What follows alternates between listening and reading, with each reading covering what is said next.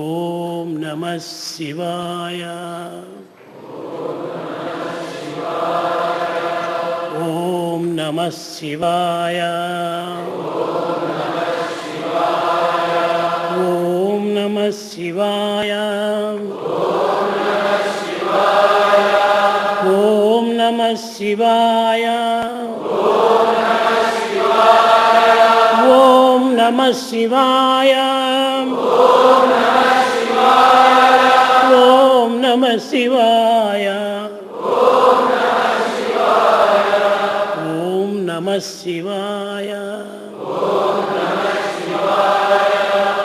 నమః శివాయ. ఓం నమః శివాయ. ఓం నమః శివాయ.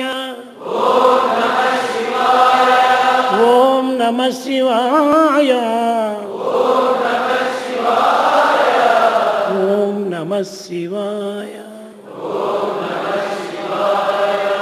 ఓం నమః శివాయ. ఓం నమః శివాయ. ఓం నమః శివాయ. బహిర్ముఖమైనటువంటి శబ్దంతో నమ శివాయ, హాఫ్ దీంతో ఒక నమ శివాయ, శబ్దరహితంగా ఇంకొక నమ శివాయ. We say Namah Shivaya with all the sound and verbal expression, but there will be expression of Namah Shivaya even in state of silence. పెదవులతో పట్టినట్లంతా కూడా ఆ నమ శివాయ ప్రపంచానికి చేరిపోతుంది. What that we speak out of the hell with the help of the lips would reach the whole world. టంగుతో పలికినటువంటిది అంతా కూడా నువ్వు నోటికి మాత్రమే చేరుతుంది. That's what you speak with your tongue will be contained within the mouth. మనస్సుతో చేసినటువంటి చింతన సర్వత్రా వ్యాపించిపోతుంది. The thinking of the mind is all pervasive. ఇది మూడు రకములైనటువంటి చింతన. These are three ways of expression. కనుక మనస్సుతో చేసేటువంటి చింతన చాలా నిత్య సత్యమైనటువంటిది.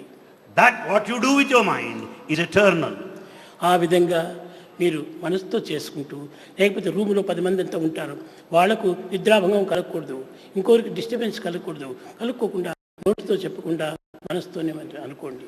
There may be many people, your roommates there, and you should not disturb them, but you should chant, you should think of God mentally. కనుక మెంటలీగా మీరు చేసుకుంటూ పోతే, if you do it mentally, అదే నీకు నిత్యమైనటువంటి మార్గము, చక్కగా రాజమార్గంగా బయలుదేరుతుంది. that will last long. It is the royal path.